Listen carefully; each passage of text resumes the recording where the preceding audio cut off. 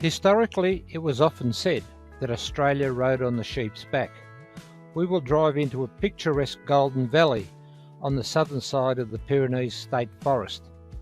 Whilst the gold rushes captured the imagination of many, they were short-lived, covering about 50 years. Long-lasting wealth came from sheep and timber. Our drive will take us along the Pyrenees Highway, through Amphitheatre, Elmhurst and onto Glenpatrick, the heart of the timber, sheep and some gold mining. It was a golden valley. Your curiosity will be rewarded. It was often said that there's gold in them there hills. Whilst the glitter of gold has long faded away, its history continues to enrich Avoca. The real wealth, however, came from more traditional industries, timber and sheep. Along with wine, timber and sheep farming are the predominant wealth generators in Avoca's hinterland in the modern era. The Pyrenees Highway flanks the Avoca River. The river flows from near Mount Lonarch to the south and to your left as you are driving. Either side of the valley are lush mountain slopes that are ideal for sheep farming, yet in summer they quickly dry out and look quite barren. We have a suggestion. At Story Point 3, there is a beautiful picnic area at the Glenpatrick Recreation Reserve. It's a magic spot to relax, take a stroll and seek evidence of alluvial wash gold mining. Your story trail takes you southwest from Avoca to Glenpatrick. Time is between 2 and 4 hours. The distance is 80 kilometres return and walks are short.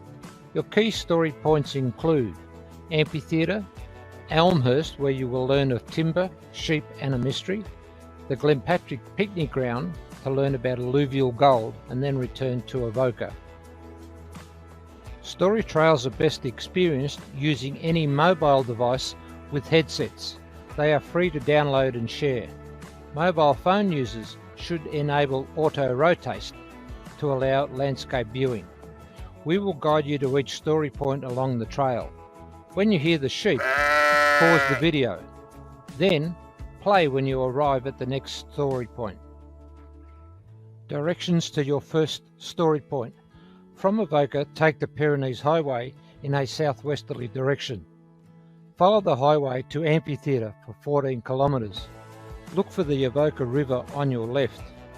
Pause this video and enjoy the scenery. Park safely anywhere in Amphitheatre. Play the video after parking safely in Amphitheatre. Gold was discovered in 1853 and a substantial rush of miners led to the establishment of a permanent village. Cocooned by the southern Pyrenees in a semi-circle effect or amphitheatre, the fertile valley was farmed as market gardens mainly by former Chinese miners. Orchards were planted, apples, pears, cherries, grapes and potatoes were renowned and exported. Mining also continued and a large gold dredge worked the Avoca River as late as 1951 to 57. Sawmills proliferated to 8 by the late 1880s, supplying timber for gold mines and railway sleepers. Sheep farming in the region dates back to the earliest pastoralists who flooded into the area upon receiving the glowing reports of well-watered vast open plains by Sir Thomas Mitchell. Large sheep stations ensured a steady supply of wool, meat and prosperity for the Avoca region. Avoca's wide street was in fact planned to accommodate the turning of large bullock teams hauling massive loads of wool bales. Curiously, sheep rustling was a serious problem, as our next story reveals. Even today, sheep rustling continues, posing sheep farmers with security challenges. A strange story. In 1868, human remains were discovered in a tree at Elmhurst. The skeleton was believed to belong to a squatter, sheep farmer on illegal land, who had been murdered. He, Young, and 2 others, Coleman and Bell, took a flock of 1,200 sheep to nearby Beaufort for sale. Young mysteriously disappeared. Coleman, dressed in Young's clothes, proceeded to make a sale to the local butcher. The transaction of money raised suspicions. Unable to pin the murder on Coleman or Bell, Police convicted Bell of sheep stealing and imprisoned him for 5 years. The only witness who could identify the body in the tree died just prior to the grisly discovery. A more detailed account can be downloaded at the Trail's homepage. Decameron Station, Elmhurst, was one of the earliest homesteads built in the district. It was located on the Wimmera River. Over time, the total acreage became 102,400 acres. The run was stocked with sheep and cattle. This picture gives us an idea of the massive loads carrying wool bales. This picture was taken in the early 1900s as Clydesdale horses had replaced bullocks. Directions to your second story point. Continue along the Pyrenees Highway to Elmhurst for 14 kilometres. The Avoca River stays with you on the left. In Elmhurst, look for the restored Mechanics Institute building on the right side of the road. Park the car on arriving in Elmhurst. Pause this video and enjoy the scenery. Play the video to learn more about historic timber milling in the area. Farm selections began in the 1860s, along with timber harvesting. Sawmills proliferated to 8 by the 1880s, supplying timbers for gold mines and railway sleepers. The village of Elmhurst, Staffordshire, England, probably inspired the name, as lands fronting the Glenpatrick Creek and Wimmera River were attractive and meadow-like. Elmhurst once boasted a hotel, a post office and 2 sawmills. As settlers, prospectors and traders swelled the Avoca region, the demand for timber grew rapidly. Red gums were plentiful along the Avoca River. Similarly, the slopes of Mount Lonark and Mount Cole provided an abundant variety of timber for building, mine shaft shoring, railway sleepers, furniture and more. Hickman's Creek Sawmill, Harvey Flat Road, Mount Cole, due south from Elmhurst, was one of the several large mills. Henry McGee, a prominent timber miller in the region, was described in 1895 as the father of Victorian sawmilling. Today, pine plantations have replaced native trees, and the timber industry continues to be important. Directions to your third story point. As you pass the Elmhurst police station on the left, turn right towards Glenpatrick Nowhere Creek. Enjoy this scenic valley drive for 11 kilometres. Look for sheep and canola fields in springtime. The reserve is at the end of the sealed road.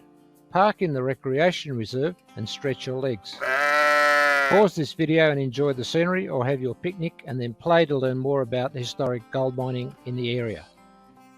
Take a wander along the fence line of the recreation reserve near the toilet block. You will see large mounds that are mullock heaps, or loose stones left over from gold mining operations. Beside the mullock heaps is a wide creek, usually called a wash. We can easily imagine gold miners using pans and cradles to sift the creek bed in search of gold. In the 1800s, the climate was much wetter and the rivers ran for longer. Large alluvial washes often exposed gold. This in turn encouraged surface or alluvial mining. Further into the mountains, companies sank shafts in search of leads in the headwater of streams. The Glenpatrick Cooperative Company also sank a shaft looking for a deep lead.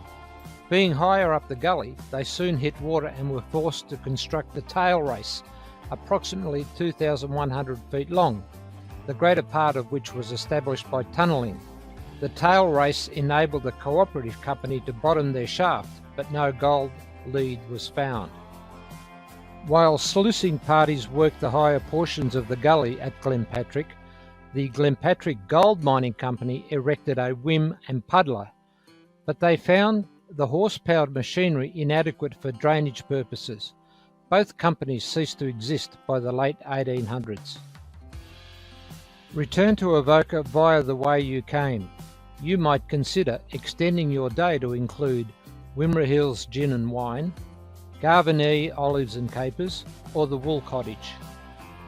We hope you enjoyed the Golden Valley Story Trail. Has your curiosity been rewarded? Feel free to share this story trail with friends. And as always, happy trails!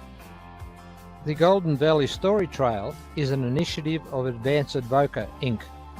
It's produced by Geotourism, and for more story trails, just go back to www.avoca.vic.au.